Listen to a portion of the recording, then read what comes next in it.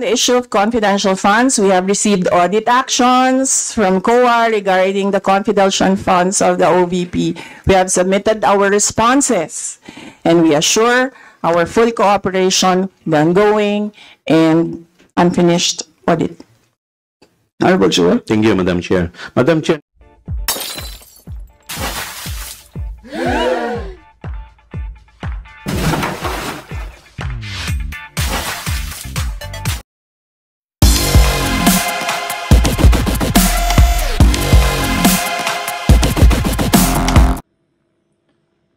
Ayan mga ka-people, magandang araw sa lahat.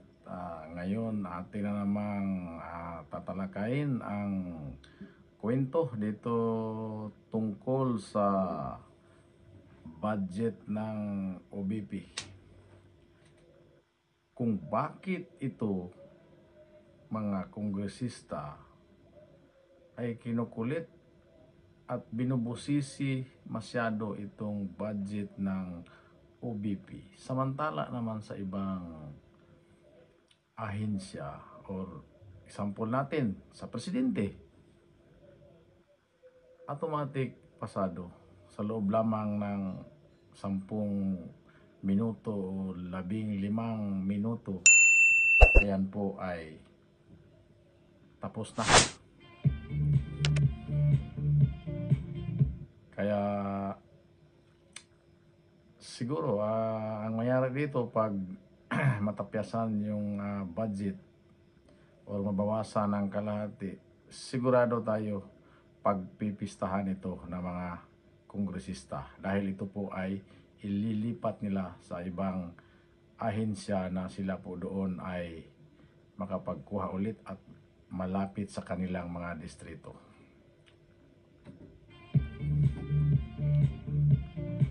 At isa pang problema ngayon dito, ang mga halos sa lahat ng mga nagtatanong, hindi abogada ang tinatanong nila, abogada, si Vice President Sara Duterte. Kaya ngayon ang problema dito, pinipilit nila na pasasagutin itong si Sara na tumugma doon sa kanilang hinawakan na sagot. Ito pa nakapagtataka mga people, bakit pa sila magtatanong na alam naman lang sagot? Kaya siguro itong si BP Sara, palagi na lang iisa ang sinasagot kasi alam na niya kung anong mangyari. Kaya sinabi niya dito na ipaubaya ko na lang sa Kongreso ang budget na aming sinabmit. Kung ito ay aprobahan o hindi, kung magkano lang ang ibibigay, siya po ay magtatrabaho pa rin. Yan po ang sagot ng ating BP. Kaya kung mapapansin natin, meron pang isang kongresista dyan na pabida-bida, isinama pa sa tanong noong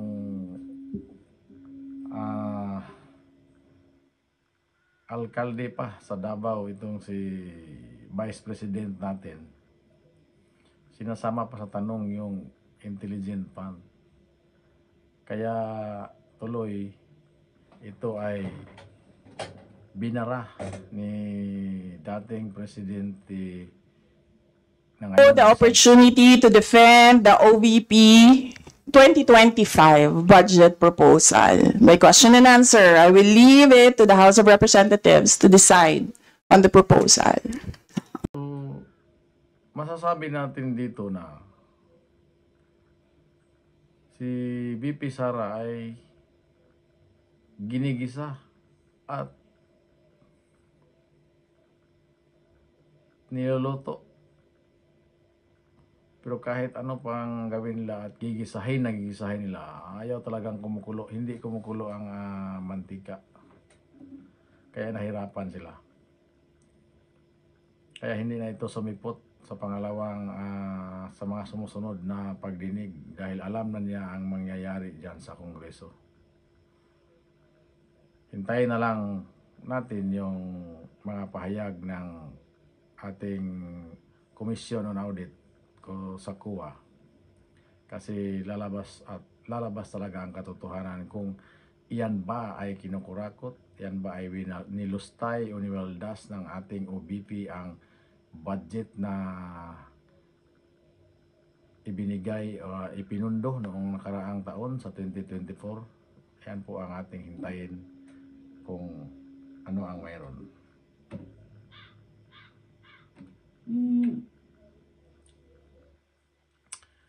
At ito namang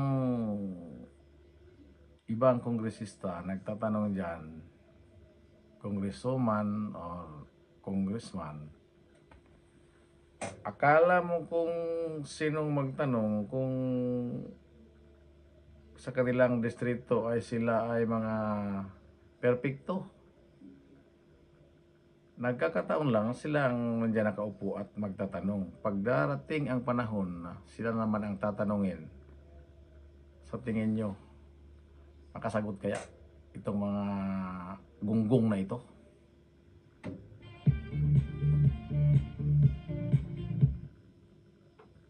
Kaya mahirap kasi pag nandiyan ka sa posisyon, ikaw ay naka-plaster dyan at magyayabang ka. Mamaya pagbaliktad sa ibang congressman kung ikaw na naman tatanungin, kung ikaw ay makasagot. Napansin nyo nung nagsalita si Marcolita at i-remove niya at siya ay sinabi niya doon na sa mga ganyan ay stop na natin yung pag-hearing ng budget ng OBP dahil ito ay mayroon tayong traditional.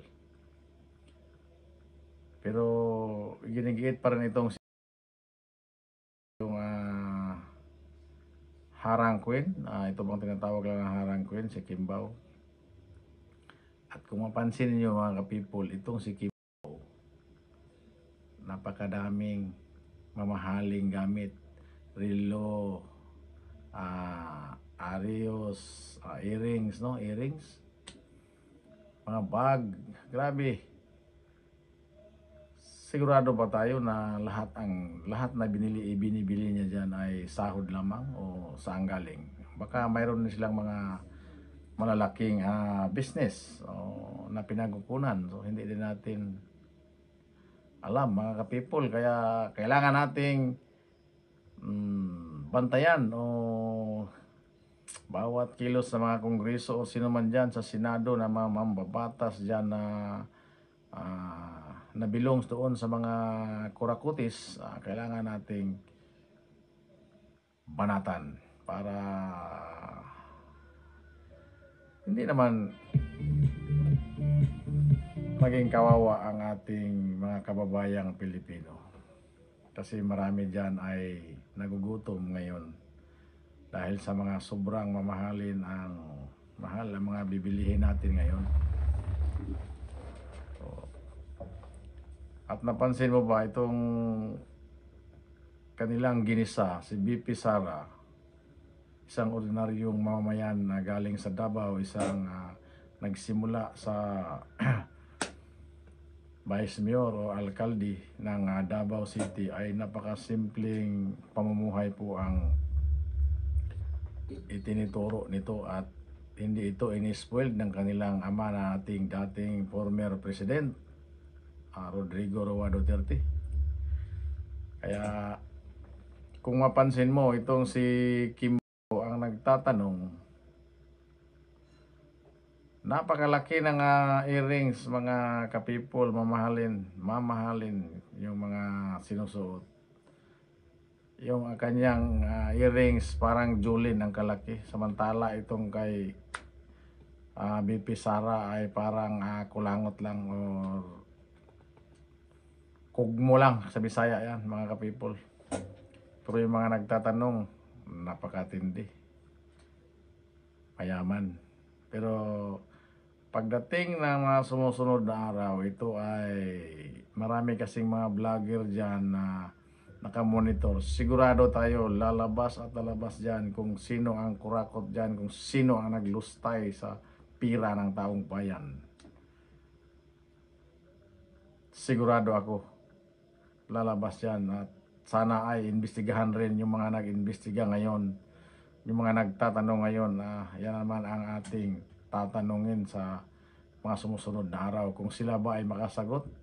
Kasi lahat ng tinatanong nila sa ating mga kababayan o kay BP Sara, mayroon sila nakasulat na sagot, kaya alam na talaga nilang sagot. Bakit pa sila nagtanong? Kaya nga kung magsagot itong si BP Sara na hindi tukma sa kanilang nalalaman na sagot, ay sabihin nila na hindi ito sumagot ng tama. Ito ay umiiwas sa tanong. Pero hindi niya mapipiga kasi itong si BP Sara ay abogada yan. Tapos yung nagtatanong ay hindi masyado kabisado lahat ng batas. Kasi hindi nag-aral ng law. Kaya konbinsido itong si BP Sara sa kanya mga sinasabi. At isa pa mga ka-people, sa mga sumusunod na araw, marami pang investigasyon na mangyari dyan o marami pang mga katanungan na hindi kayang sagutin ni BP Sara, pero hindi niya sagutin dahil alam na ng taong bayan kung ano o sino si BP Sara Duterte, kung ano ang kanyang ginagawa sa kanyang posisyon bilang isang BP Presidente. Kahit doon sa Senado, hinarang sila ni Hontiveros, tinatanong itong si BP Sara. Galit pa yung iba. Kaya itong si Brusas at itong si Castro, kumanda kayo.